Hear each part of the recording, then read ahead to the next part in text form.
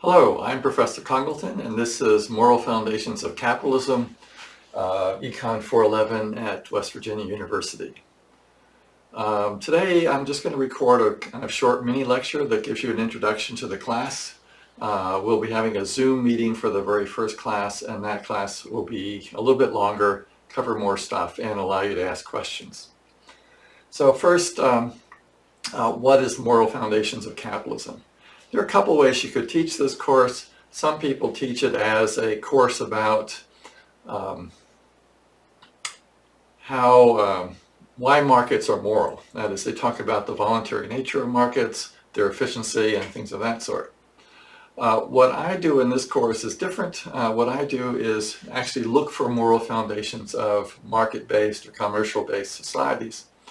And argue that basically without those ethical foundations, markets work a lot less efficiently, and they tend to be much less important in the average person's life or their society. And to do that, I can teach it a couple of different ways. Sometimes I teach kind of the theory behind that point of view first. Other times I teach the philosophy first, that is to show you some evidence that philosophical thinkers have thought about markets and their place in life and in society, and that those ideas have changed through time in a way that would likely affect the rate of economic development. And that's the way I'm going to teach it this time. So we're going to start off by talking about the role of ethics in life and society from the point of view of prominent philosophers, mostly from after 1500 to about the early 1900s. And the point of that part of the course is that these guys that I've picked out are generally folks who are trying to explain the ethical values of their day. And so they're trying to come up with a theory of ethics that explains the ethical maxims and rules of conduct that ordinary people follow in their ordinary lives. And therefore we can use their theories as evidence of what ethical values look like at a given point in time. And we can track changes in those ethics through time that tend to make people more predisposed to engage in market activities and support policies of their governments that tend to make governments flourish. Markets flourish. So this course is based on a book manuscript that I've been working on for many years. It's just about finished. I've said that before, but this time I really think it's true. And that manuscript provides the reference book for this course. It's available for free at the class website, rdc1.net. And that's what you should be reading to get a really thorough understanding of the material we're covering in class. As you go through the book, you'll notice that I'm teaching the book in a different order than it's written. We're teaching part 3 first, and then part 1, and then part 2. This course is online because of the COVID risk this semester. And basically there are 3 websites you need to follow the course. The first is my website, rdc1.net. If you go to that website, you'll get a blue matrix, and that blue matrix will have class materials over on the right-hand side. If you look down underneath class materials, you'll see Moral Foundations of Capitalism. Click on that. That provides a link to the class website. The class website, in turn, has links to all the chapters that are relevant for this course, and also to a PDF syllabus in case you want a copy for your files. I suggest that you bookmark that website so that you can find it easily and not have to kind of link to it through my home website. The other 2 websites are a YouTube channel that's being developed for this class. This will be the first lecture in that series of mini lectures. And that will be followed by recorded lectures, pre-recorded lectures for all the other mini lectures. So based on my experience teaching this course last spring when we switched online, it's my impression that these pre-recorded lectures work better than than in-class Zoom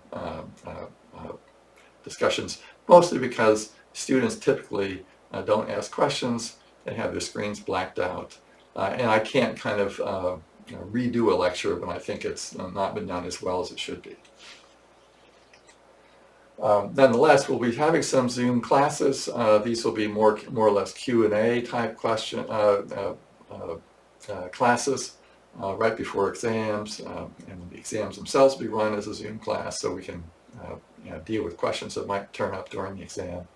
And there'll be review sessions after the exams where I go over the exams and explain what the right answers were in case you didn't know those as you were working through the exam. In addition to my rdc1.net website and the YouTube channel, there is also an eCampus site associated with this class.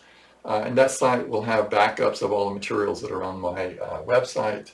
It'll have the PDF syllabus, copies of the lectures, and it will also be the source of the quizzes.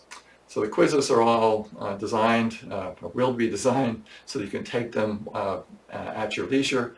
They're basically set up to show up more or less at the end of every 2 chapters. And they're meant to, and they're multiple choice, identify, matching type questions. And the purpose of those quizzes is just to kind of get you to refresh your memory about what you've just read or what you've just listened to in one of the mini lectures, and see if you really have that material under control. And there are 3 quizzes before the midterm and 3 quizzes after the midterm before the end of the semester exam. So you have 6 tries to go through the material before you start studying for the exams. Now, each of these quizzes has relatively little point value towards your grade, and that's because their main purpose is to help prod you along and make sure you're staying on top of the material as we move through the course.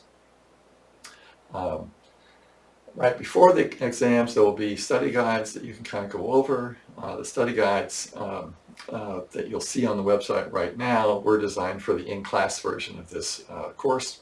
And I will update those to reflect the manner in which the exams will actually be conducted in this online version of the class.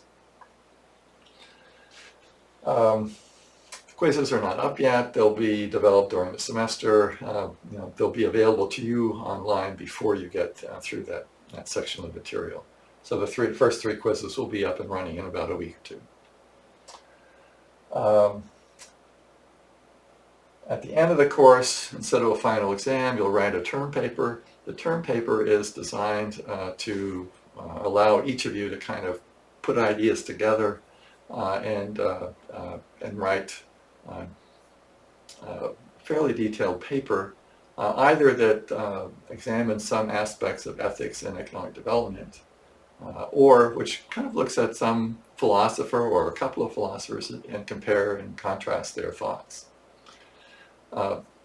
So I think of this as a fairly important part of the course. Essentially, it's a substitute for all the essay questions I might ask on the exams, and also a chance for you to kind of decide what you think was interesting and important about the course towards the end, when you actually have the material mostly at your command. In addition to the Zoom classes, I normally send out a series of nudges about once a week. These are a paragraph or 2 coming to you as an email or e-note from me to your WVU account. And those nudges are there more or less to kind of remind you where you're supposed to be in the course, what's coming up during the week if it's something important, like a Zoom meeting. And I found that last semester they worked pretty well to kind of get people to stay on top of the material as we went through the course. If you want to get a hold of me for questions after seeing one of these mini lectures, the best thing to do is to send me an e-note. Send me an email to my West Virginia number. If you look at the PDF for this course, you'll see there's also a Skype number you can reach me at during office hours. But essentially, it's those 2 kind of methods that work best. Email is really the absolute best because I look at email a couple times a day, and will normally respond to your questions the same day you write it, or within 24 hours, if in case you happen to time it in a way that doesn't suit my working day.